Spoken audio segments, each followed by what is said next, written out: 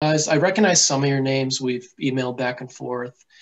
So for those of you that we haven't had a chance to chat or email, my name's Matt Walsh, and I am one of our customer engagement specialists. So I help with training and passing along all kinds of feedback that we get from you as instructors and from students. So lots of stuff like that. And today we're just going to touch on quizzing. So what I'll do is I'll give you guys sort of a little, as Rachel said, or excuse me, as Courtney said, almost like a mini crash course, just to give you an idea of what we offer and how you can use our quizzing. And then we'll open up the floor for any questions or any discussion or any ideas, anything like that. So you guys can already see my screen. I'm sharing my screen here. So what we'll do is, before I actually go in and show you the grade book and our graded quizzes and that sort of stuff, I just want to start with sort of a higher level point. And that point is that when we talk about quizzing within Visible Body Courseware, just remember that we have, when you're working in there and you have your course and you're assigning quizzes, remember that we have both what we call practice quizzes and then the graded quizzes. And just to give you a quick synopsis of the practice quizzes first, just remember that those ones, so if I jump into any old course here as an example, and you guys may have seen this on your end, where we'll build these into a lot of our pre-made courses, both practice and graded. The practice quizzes, just so you guys know, these ones are not graded, and these ones you cannot edit. So they're really helpful as a self-guided learning for the students. So I'll show you what I mean just as a quick example. That's just a nice way for students to review themselves and not worry about you seeing their grades as an instructor. And I'll show you right here. I'm just going to launch an example one. So they work very similar to the graded quizzes, which some of you guys have seen. But what's really nice about these here is you can go in and it'll tell you if it's right or wrong. And what I mean by a learning activity is if you get something wrong here, so I'll get this question wrong, you have the opportunity to be shown the correct answer. So that's why these are really helpful, these practice quizzes. And again, just as a reminder, these ones are not graded. The grades don't go anywhere. The students can just take them over and over if you need them to, or if they want to. And then as an instructor, you can't edit these ones because these, as you saw there, these are actually built right into the apps themselves. So they're hard coded in there. That's why you can't actually edit those ones. So those are the practice quizzes. Now the graded quizzes, as per the name, obviously, those are the ones that go into the gradebook. So as Courtney said, we have multiple choice, dissection style, or identification style, and then also short answer too. And the dissection and multiple choice questions in our quizzing are auto-graded. So that allows you to save some time. We have tons of pre-made quizzes, tons of pre-made questions. So I always like to say, yes, you can create your own quizzes and you can even create your own questions, but you shouldn't really need to unless you want to get really specific. So if you're in a rush or if you don't have the time to create your own questions or anything, you really don't need to make that time, because as you can see, when I'm in my courseware account here as an instructor and I select Quiz Bank on the left-hand side, as you can see, you can go in and use these filters here and find exactly what you're looking for. We have tons of pre-made quizzes that our subject matter experts have put together, and they're all vetted and they're all correct. So you can go in and you can find those and you can make those into assignments to give directly to your students. And I'll take a couple minutes to go through this just to give you an idea of how you could make an assignment or that sort of thing. Now, I'll pause just for a second. Were there any questions about anything in general thus far?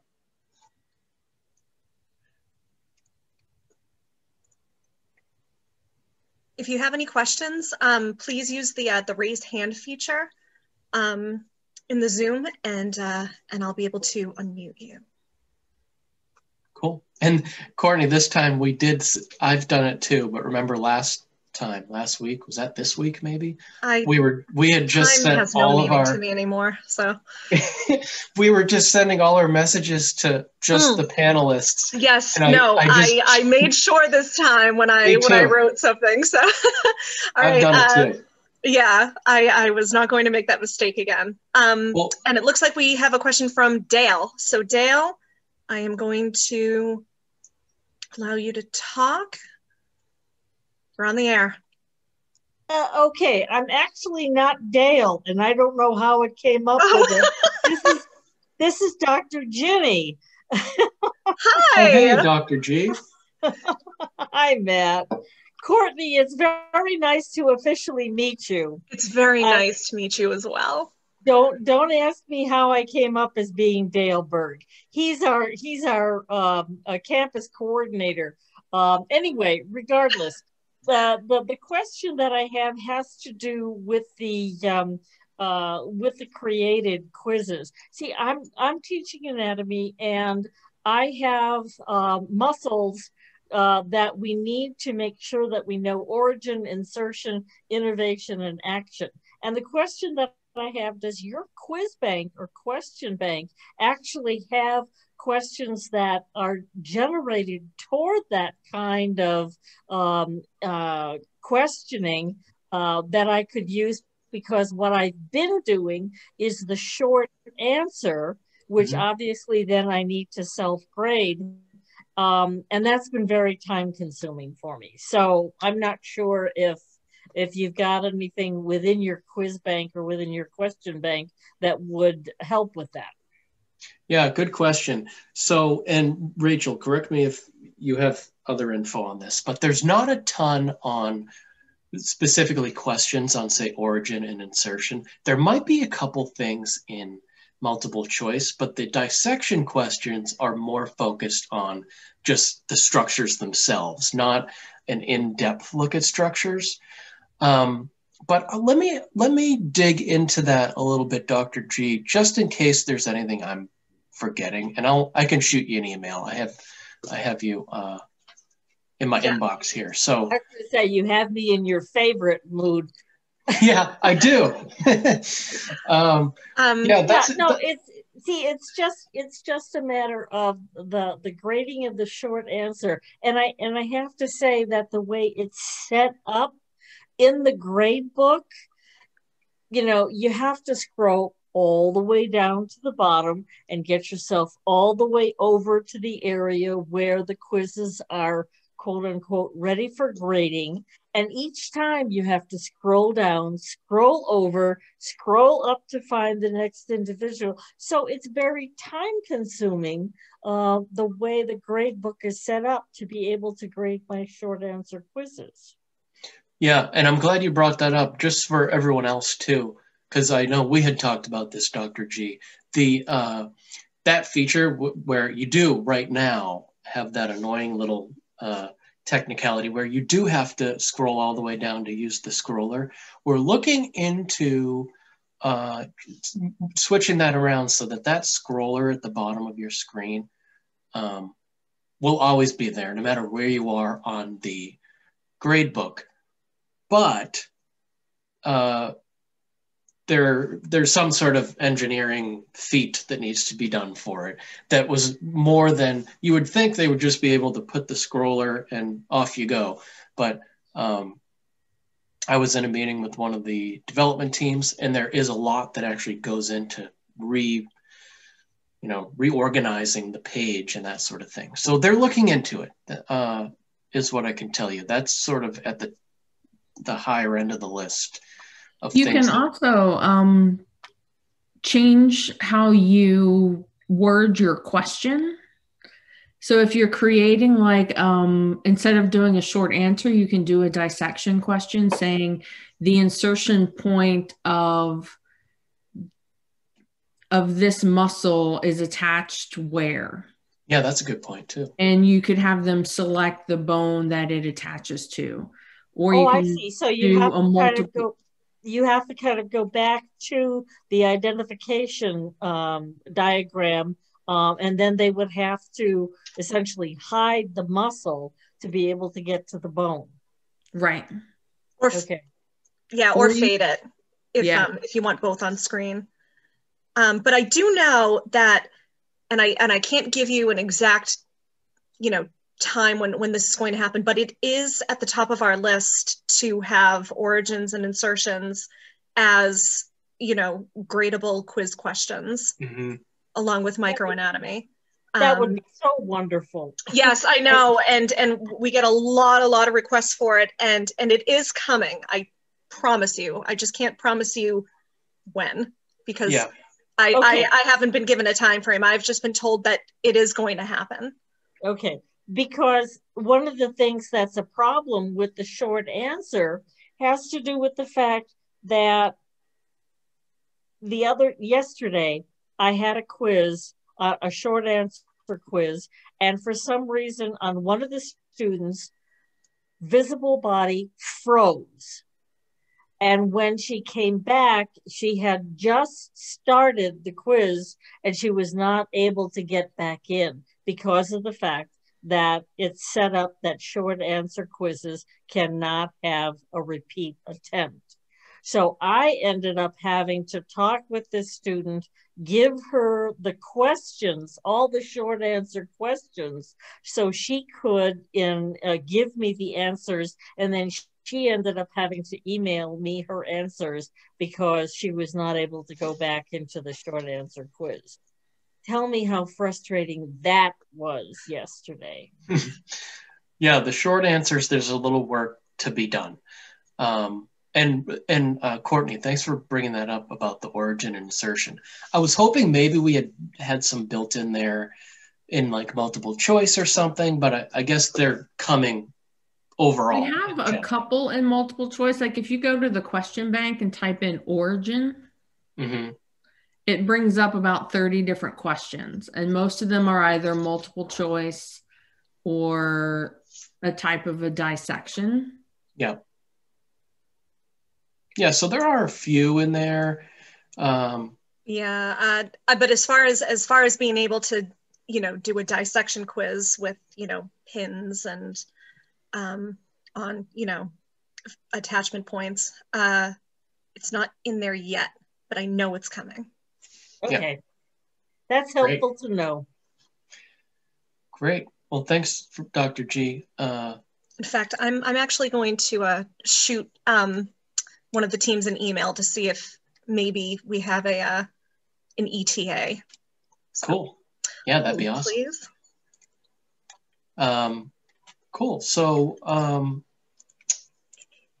what I'd like to show you guys, to get back to sort of my crash course here, is when the question came up, I was saying that you can create your own questions, your own quizzes, and one of the more common things that you might do and that you're able to do is maybe you like one of our quizzes, but you'd like to tweak it a bit. That's a very common thing that might come up. So you could, as you can see, if I jump into any of these pre-made courses, you could just use them as is. That's no problem at all. And just assign them as is, or you could click there and go in and maybe change some of the settings on there, not necessarily change the questions, but if you wanted to go in and click on any assignment, any graded quizzing assignment, I should say, and at the bottom of the screen in that assignment, you can click on edit. that's where you could go in and you could play around with point value, number of attempts that the students get, time limit. We even have this brand new partial credit feature as well. So all those sorts of things. You can even decide when you'd like to tell the students or give the students the correct answer, if at all. So that you can play around with those features in there.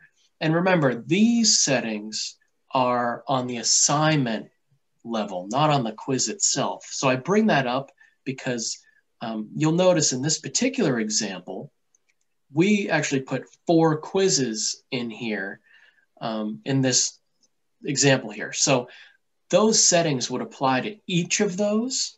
So in other words, 2 points, this assignment is saying that each of these quizzes is worth 2 points. So just an important thing to remember there. If you do go about having multiple quizzes in one assignment, just remember that these settings here in quiz style, that's referring to each of those quizzes.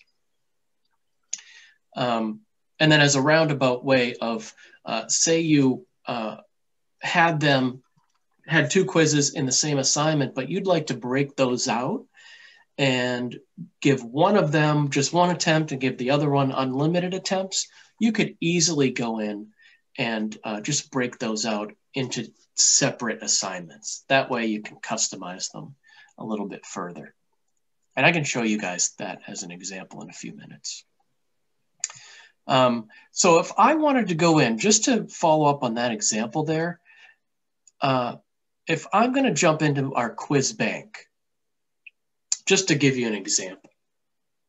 So here I am in my quiz bank. I can use these filters that are super helpful, or the keywords, to go down and find exactly what I'm looking for. So by clicking on visible body, that's giving us everything that we've made, that our team has made. And then as you can see here, you can also filter by one of your colleagues. That's what all these names are.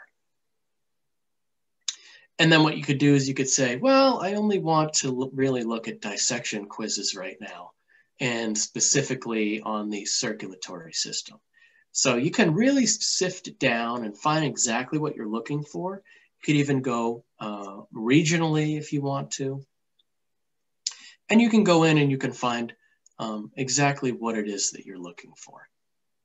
So if I click on one of those, you can do a nice preview over on the right-hand side. And if you wanted to actually launch this quiz as the students would see it, you can click right on Preview Quiz there. Now, here comes that scenario where I think this will be really helpful for you guys. The scenario being, great, I'm going to save some time. I don't have to make my own quiz. I'm going to use theirs, but I need to tweak it just a tidbit. One of these questions doesn't apply, for example. All you'd have to do there is you could just make a copy of that quiz first. So you would just click on the clone button. In other words, make a copy for yourself so that you're not changing the original one. So as you can see, I'll rename it, and then you'll see it at the very top of the list. Now, here's your quiz, here's the copy you made, and now you can edit it because now it's yours. You can do whatever you want with it. So if I click on edit, here's where I can go, and here's where I can say remove that question I don't like, or I can add in more questions from our question bank. So you can really play around with existing quizzes if you need to. And just as an aside, this is also where you can randomize the quiz order, which will be clicked or selected by default. You can turn that off though. And then you could also pool the questions too. So I think actually we sent out a email blast, was it yesterday, about if you're worried about students attempting to cheat, that sort of thing. Yeah, it was a couple of days ago. A couple of days ago. Yeah, so this, it sort of goes into that point where if you're a little bit worried about students maybe cheating on these, using that pooling feature might be helpful. So in other words, in this case, each student's going to get 5 of these 9 total questions, totally random order, and everyone's getting different questions. That, in combination with timing the quiz, really helps cut down on a lot of that cheating. So just something to think about there as an option. So what I've done there is I've taken a pre-made quiz, I've made edits to it, and now I'm ready to go. So now I can go up to the top, I can hit Save Quiz, and then it walks you through your next options. So you could just say, great, I'll make another one, or no, I'll come back and worry about it later. Or you could even finish the process and actually assign that quiz. So I won't assign it right now all the way through, but just as an example here, what you would do is select which one. You're just confirming exactly where which one you're using as an assignment. And now you're just basically making that assignment that quiz is sitting inside so that it can be in your course. Just remember that, where what we did was we just made a quiz, but we haven't actually put it into the course yet. That's what this is doing. So that's where you then name the assignment, I should say, choose a point value, all those features that I showed you before. That's how you would actually get it in there as its own assignment. One other thing, and then I'll pause for any questions, is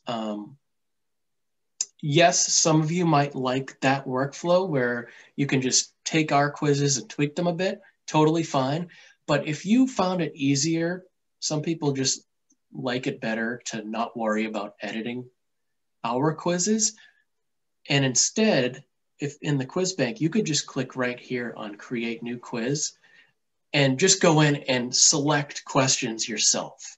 So you don't have to make the questions, but you could do it this way where you could say, great, let's make a dissection quiz. And I'm going to see with my filters here, what do they have for circulatory system dissection questions? There's 32. So I could go in, I could select the ones that I like, and you could do it that way instead. So from there on out, the process is the exact same, but it's just 2 different ways of approaching it, where you could just start from scratch really and grab a bunch of questions, or you could edit our existing quizzes too. So I'll pause for a second. Does anyone have any questions? Anything in the chat? Oh, you're on mute. I'm on mute. I'm so sorry. That's okay. Dr. G, I think you're still able to talk. So yes, go for it. And actually, my question goes further on into the feedback issue. And Matt, I've already sent you an email on this, and I still keep getting emails from my students that say when they try to get feedback, particularly on the short answer questions, they get told that the quiz has expired and they're not able to access it. And I'm trying to get them to be able to utilize the quizzes to be able to study further along for their final exam. So I'm not sure what's going on with them. I've not had anybody send me a screenshot to show me what it is that they're exactly getting. Okay, so just to clarify, and this is good for everyone because we'll take a peek at the gradebook too. The feedback, so if you are, let me give you a visual. Let me see if I have a course with grades in there. And here's one here actually. So let me see, I think I put one in. Here's an example. So this is what, if you submit a short answer quiz and you give it to the students and they take it, this is what it's basically going to look something like this, where there's the student response, there's the question, there's the student response, and then you go in and what you do is you can give them credit, half credit, whatever you need to give them. And that's where you put your feedback. So that's what Dr. G has done. And the way that the students on their end would then see that feedback, they wouldn't click on the quiz itself and launch the quiz. What they should do is go into the gradebook from their view and click right on the quiz itself. And that's going to show them their grade and then any feedback that Dr. G or the instructor has put in there. So if they go into their gradebook view and they click right on the actual grade of that quiz, it'll open up that feedback where they can see exactly what you said about their particular grade on that question. That's very helpful, Matt. I did not know that. Yeah. So that might help. Maybe they're just trying to get to it by launching the quiz itself. And as you know, the students, once it reaches the due date, they won't be able to launch the quiz itself and take the quiz again. But they can always go into the gradebook and they can see exactly what you gave them as feedback. Great. Thank you. Absolutely. By the way, just as an aside, these grades are hilarious, aren't they? These are, and to our credit, the reason why they're so low is, as you can see, there's a lot of incompletes in there. This was just an example. But yeah, this is, that brings up a good point, just a natural transition here. The gradebook, here's where you and the students can come to check out the grades, see what's incomplete, see what's complete, see what you have to work on. And then what's also nice is a lot of people ask us about tracking and being able to track assignments. We don't have a ton of that, say with modules and things like that, but quizzes, that stuff, it is all trackable. So how long the quizzes are taking, you can see the correct answers, things like that. Let me see if I have an example of, let's see here. I changed that grade. Oh yeah, so if I click on that drop down next to any particular grade, you can also view other quiz attempts. So this, in this case, there's just one quiz attempt, but you can see how they've improved if you've decided to give them multiple attempts. You can sort of dig into the information there. And then here's also where you could go in and you could manually change a grade if maybe a student made a good point and argued that the question was misleading or whatever, for whatever reason, you can always change a grade there. And then you can always extend the deadline and that sort of stuff too. So there's lots you can do in here. As we talked about, there's things that we're working on with the gradebook, specifically this scroll bar here. So this isn't a good example because there's only a few people in here, but if it was a larger group, you'd still have to scroll down to the bottom to get that scroller bar. We are working on just changing things around and making it a little bit more user-friendly. And then last thing with the gradebook is, and I know some you guys are probably all using different learning management systems. I know some of you on here are with Pima, so I know some of you at least use Blackboard. But this sort of goes for all LMS systems at this point, where we're not integrated gradebook-wise with Canvas or Blackboard or Moodle or anything like that. So if you did want to quiz the students and then their grades come in here, and then you wanted to actually bump those grades over to your existing gradebook in, say, Blackboard, all you have to do is export this data into a CSV or an Excel file, a specific type of Excel file, I should say. And as you can see here, there's a Blackboard-friendly Excel file, Canvas-friendly. In other words, it should have the right amount of columns that each of these LMS systems wants as you export that, and then you can put it right into Blackboard, Canvas, D2L, whatever you guys are using. So I guess in a nutshell, it is a manual process, but it is nice and quick and easy. And we're working on, at least for a couple of the LMS systems, we just started sort of researching and fiddling around with how going forward, maybe we can eventually have that integration with the gradebooks. So that should be really good. But the gradebooks are really helpful. And I think the only other thing I want to mention, and then we have time for any questions, is on a related note, for timed quizzes, this is not in the gradebook, but it is related. For timed quizzes, if I click on the class roster, here's where you could, if anyone has any sort of special circumstance where they need untimed quizzes or they need extra time, here's where you can do that, right in the roster. So as you can see here, timed quiz accommodations, you can make it untimed, twice as long, anything you really want. You can play around with those settings in there, and that's in the class roster. So, and again, obviously that's just for timed quizzes. Are there any questions that have come up?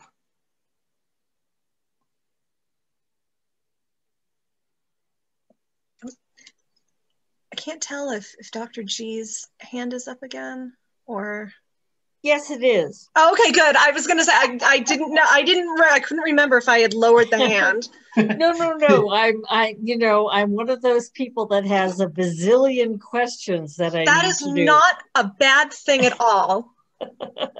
So when we're talking about expanding the time available, if you have a student that needs the accommodation for having a longer time to take the test, that's what you're talking about in terms of managing the class roster, and that would have the multiplier that would be applied only to that student. That's right. And this is a good point to make as well, because I believe this is different than at least Blackboard. I think in Blackboard, you have to go into each individual quiz and update this for each student individually. Here. And actually, you can't do it for each student.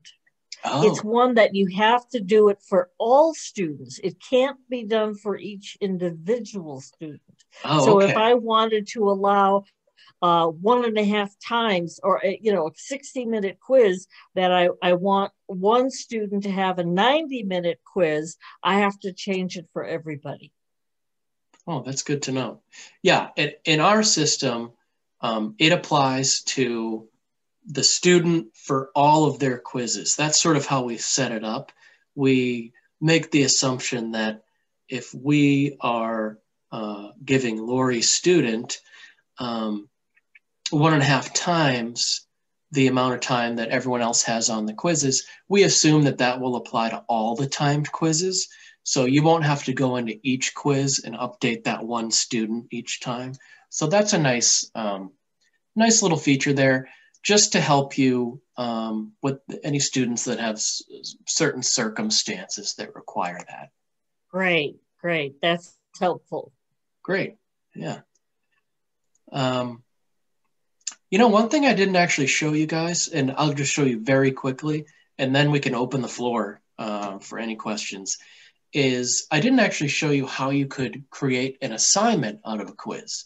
So as I showed you, you could do it in that a little bit more roundabout way.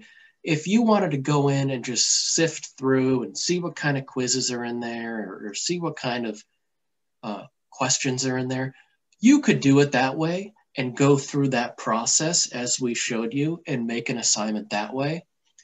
But if you're just planning, for example, on grabbing a quiz, not necessarily editing it, you're just looking to grab one as is and make it into an assignment, you could jump right in here. So just like you would create any other assignment, you'd click there, and this page is asking you, where do you want to pull content from to make an assignment?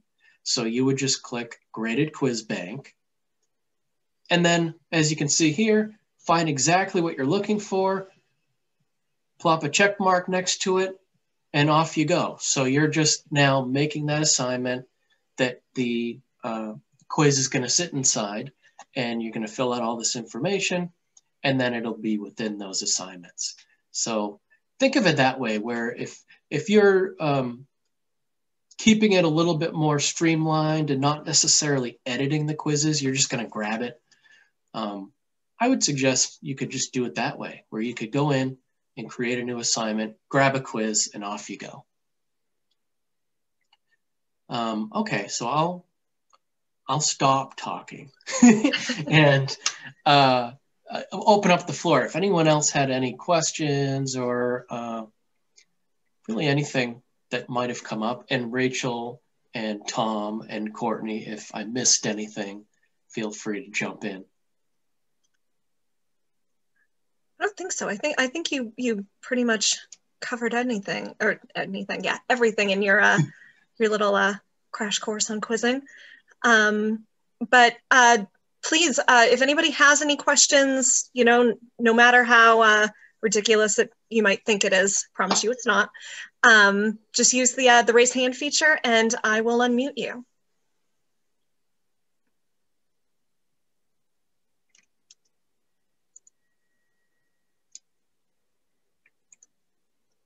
And you know what would be interesting, and I don't mean to put Tom on the spot here, but Tom, as one of our newer reps, it might be a good thing and make everyone else a little more comfortable, just to maybe hear from Tom, hopefully, how quickly he was able to learn about the quizzing features. Do you find that to be true, Tom? Hi, can you hear me? Yes. Okay, perfect. Yeah. Honestly, I know, I say this to all of my instructors. I know that there is a lot of information within courseware. So many things to learn, but, as you go through it and as you're using it, on a daily basis, as you're digging in, even if you're just set up on a trial, it eventually does become second nature. And especially with the quizzing, which is, in my opinion, one of our best features. It's once you play around with it, again, it does become second nature. And it's just another way to really, create your own sort of course using the content that we have here. And my recommendation is just get hands-on with it. And just like I'm sure Matt and Courtney have told you guys in the past on other webinars, we're always here to help you no matter what. You could always just schedule a time with, your assigned rep, whoever's working with you. We have a whole, education sales team behind your back, helping you with whatever you may need. And I've just been sitting in on some of these webinars, just to familiarize myself a little bit more. So the content that Courtney and Matt put out here is amazing and awesome. So thank you guys, so much for doing this. But yeah, my recommendation is really just get hands-on. It will, become second nature pretty quickly, and just a great tool to use overall within your courses and curriculum. Yeah, great. And I'm sorry to put you on the spot again. No worries. I just thought it'd be helpful for people to hear, since you are on the newer side as a rep, how quickly you were able to pick up on it when you started. And that it's good to hear that we even sort of take feedback internally too, because when we have newer people come on, sometimes it's a breath of fresh air to hear it from colleagues too, how easy or how hard something is. So yeah, it's good to hear that. And just from talking, sorry if I bump in again, but just from talking to other professors who may have used platforms from any of our other competitors, what I've found is that they love our platform because it is very user friendly. And it's pretty straightforward. You know, when you look at the quiz and the question bank, being able to filter out, you know, the topics and authors that you're looking for, just like not shown right now. And it's pretty straightforward. And I think I was able to really grasp it, you know, from the time I started, really within a week, maybe even less, you know, just sort of getting hands-on, playing with it and trying it out. So very user-friendly, and that's what I've been getting from a lot of feedback from my instructors too, is that they love this. It's very simple. Yeah, I agree. And it might seem like a lot at first, because it is just content-wise, there's so much stuff. But the good part is we've built a ton of questions for you. We've built a ton of quizzes for you, and you really could just like plug and play if you didn't want to, say, make your own quiz or tweak a quiz. Or in this view that I have up on my screen now, I didn't show you because not as many people do this, but if you were interested in that, you could even create your own questions too. So multiple choice, short answer, or dissection. And then you're able to decide, say for a dissection quiz, you're able to go in and put a check mark next to everything that would constitute a correct answer for the shoulder joint or whatever it is. So you can really customize things fully. Yes. And who was that? Someone said yes? It's Dr. G. Oh yeah, Dr. G agrees. Yeah. And Yes. Awesome. AKA Dale Berg today. Yeah, so you can make your own questions, your own quizzes, and you can. Yes, I understand. All sorts of stuff. I did that yesterday. Okay, thank you so much for calling. Oh, I see. She was on a phone call. Yeah, I just put her on mute. Her answers sort of went along with what we were saying, so it did. Yeah. So anyway, yeah, we have some instructors that have made their own quizzes, made their own questions, all that sort of stuff. So, and then the good news, and then anyone feel free to jump in with more questions. Just remember this, where there's a lot of people that might want to almost repurpose these quote unquote graded quizzes as practice ones, just for the sheer fact that you can customize them and that sort of thing. So what you could do is you could just make it worth 1 point and then never actually move it into your Blackboard gradebook or your Canvas gradebook. So if you wanted to sort of do that and repurpose it as a low stakes quiz, you could do that with these graded quizzes too. One thing I would suggest if you do that, just a tip that I've heard from some instructors is, say you went in and you repurposed this assignment here as low stakes, you're not really worried about the scores themselves, definitely go in and actually edit the name of the assignment, because you will have students reach out and say, this is listed as graded quiz, and should I worry about this? So just a food for thought, I guess.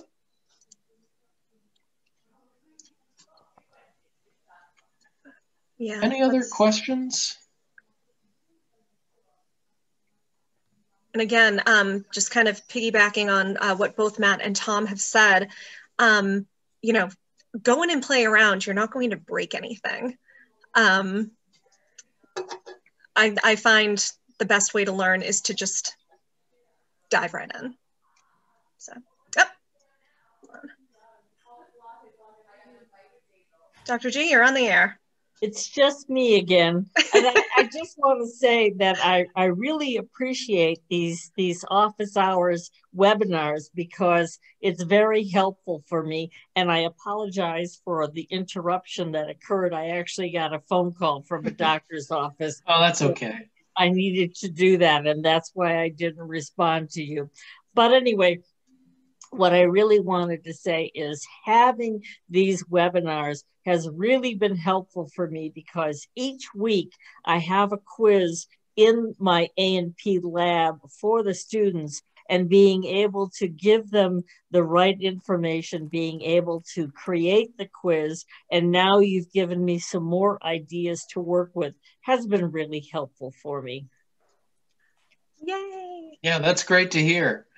And that's why we set these up, whether it's a tiny group, like earlier in the week or today we have just a handful of people, or if it's a huge group, we're trying to help people in different ways. Yes, and always, you know, and Tom can speak to this too. Don't be afraid to reach out to your rep if you do have a question about something that, you know, they'd be able to walk you through one-on-one. Oh, Matt knows that I'm always I'm always there. Well, that's good. That's what we're here for, and that's what I like to hear, that people aren't afraid to reach out for help. So yeah, and I know, and all our reps are terrific too, and our customer engagement team and Courtney. So I know there's a couple of you guys on here that are with Pima. So for example, Allie has been excellent getting back to people. There's so many instructors at Pima, and she's been right there helping people walk through, request those student codes and everything. So no matter who your rep is, I think you guys are in pretty good shape. Absolutely. Oh, Tom has his hand raised. Yeah. Tom, you're not muted. Oh, am I not? Nope. Oh, okay. Sorry. I didn't see my name pop up. Yeah, I was just kind of piggybacking off what Courtney said. You know, us as the reps, you know, we are absolutely, you know, always here to help. And on top of that too, you know, we want to hear the feedback, you know, from you guys, instructors and students, because we want to make, you know, our platform and our products as user-friendly and as easy to use as possible. And so never feel like you know, should hesitate to ask a question, because that's what we are here for. And we just want to make it as good as possible for you guys. That's a really good point. And I never actually launched a graded quiz in the quiz taking format, but that brings up a good point by Tom, where yes, we like to hear the feedback because that's what actually does determine the changes we make. So some of you guys, if you've poked around in there, say a couple months ago versus in the last couple weeks, you'll notice that the graded quiz app itself, when you're taking the quiz, is so much better. It's easier to zoom in and zoom out and rotate the models on dissection quizzes, and the pictures are a little bigger when you've loaded a picture in there as part of a multiple choice quiz. So, and it just looks a little better too. Just the actual look and feel of it is a little more streamlined with what the practice quizzes look like too. So that's a good example of, we've taken a bunch of feedback, and for the quizzes, we made some changes to it. Yeah. I don't know if we have anybody in here who has been with Courseware kind of since, you know, its first iteration, but we built this platform based solely on talking to, you know, instructors from everywhere, where we were kind of like, if you could have anything, you know, in an LMS, what would it be? And we kind of used this kind of instructor-made wish list to build this platform. And so when we say that, you know, we really do listen to your feedback, we mean it, because that feedback helps, to inform, the updates that, will be soon to come. So we totally welcome your feedback. We crave it. Well said. So I know we're at the tail end of the hour. Does anyone have any last minute questions for? It really is that time, isn't it? Yeah, for me or for anyone on the team.